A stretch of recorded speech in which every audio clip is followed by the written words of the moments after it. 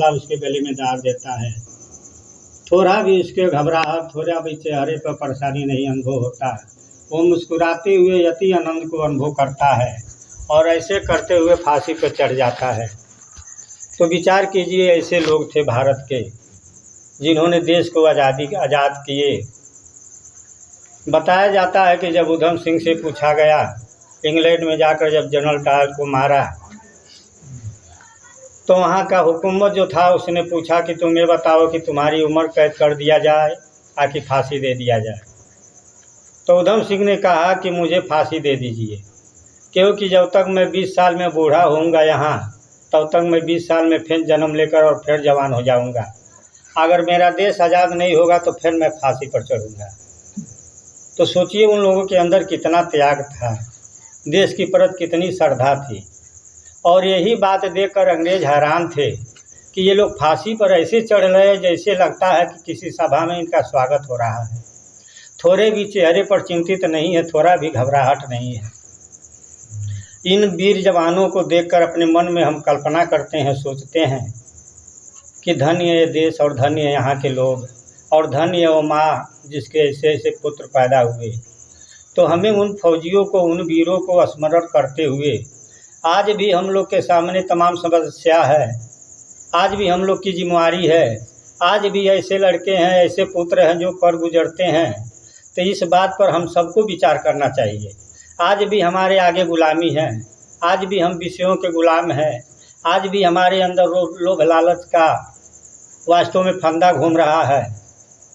अब सोचिए जब वो लोग फांसी पर चढ़े, विरोध किए, तो उस ज़माने में जो अंग्रेज़ों का मुखबिरी करता था उसको पुरस्कार मिलता था, ज़मीन मिलती थी, इनाम मिलता था, उसके परिवार का सुरक्षा मिलता था।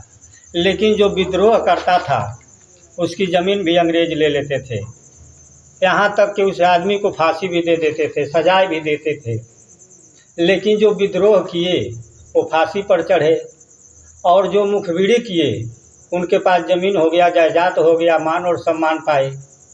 लेकिन बलिहारी तो उन लोगों का जो विद्रोह किया, भले कम थे, भले अपने जान की परवाह नहीं किए, लेकिन उन्हीं के देन है कि देश को आज़ाद किए।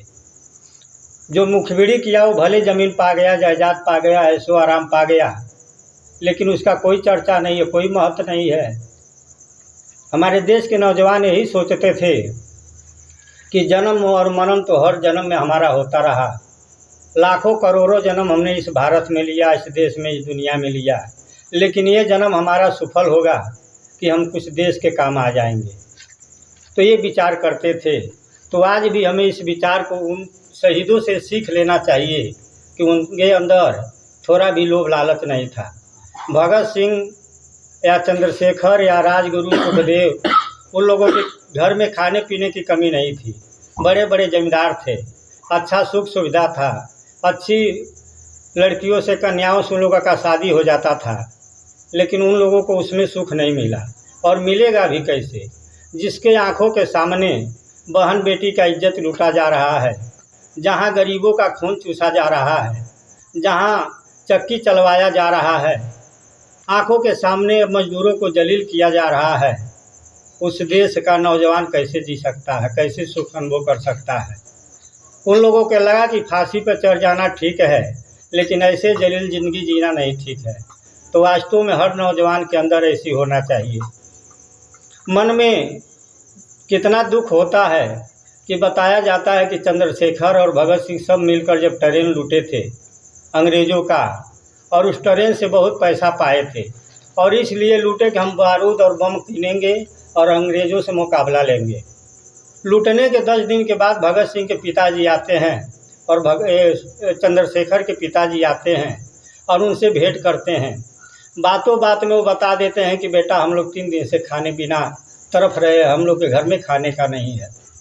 अब सोचिए उस समय कितना दर्दनाक सीन होगा कि जो बाप अपने बेटा से कह रहा है कि हम लोग 3 दिन से उपास है, लेकिन चंद्रशेखर उसमें से 1 पैसा निकालकर भी अपने बाप को नहीं दिए।